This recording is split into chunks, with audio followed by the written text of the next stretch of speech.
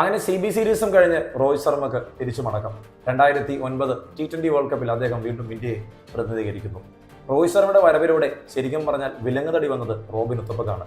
2008 IPL ആണ് ഇതിനെല്ലാം കാരണം. സത്യം പറഞ്ഞാൽ 2005 മുതൽ ഇന്ത്യൻ ടീമിലെ സ്ഥിര സാന്നിധ്യങ്ങളിൽ ഒരാളായിരുന്നു റോബിൻ ഉത്തപ്പ. ഒരു ടാലന്റഡ് ബാറ്റർ. പക്ഷെ അദ്ദേഹത്തിന് 30-40 കൺവേർട്ട് ചെയ്ത് വലിയ വലിയ സ്കോറുകൾ ചെയ്യാൻ സാധിച്ചിരുന്നില്ല.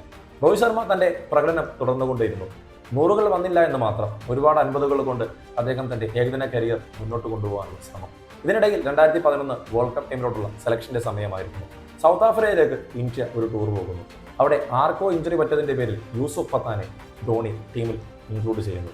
യൂസുഫ് പത്താൻ ആകട്ടെ കളിച്ച ഏകദിനങ്ങളിൽ 3 സെഞ്ചുറി ഉൾപ്പെടുന്ന ഗംഭീര ഇന്നിങ്സ് കാഴ്ചവെച്ച് ഇന്ത്യക്ക് താൻ ഒരു ഉത്തമനായ മിഡിൽ ഓർഡർ ബാറ്ററാണെന്ന് തെളിയിക്കുന്നു. അവിടെ രോഹിത് ശർമ്മക്ക് വിലങ്ങുതടി വരികയും അദ്ദേഹത്തിന് 2011 വേൾഡ് കപ്പ് നഷ്ടമാവുകയും ചെയ്യുന്നു.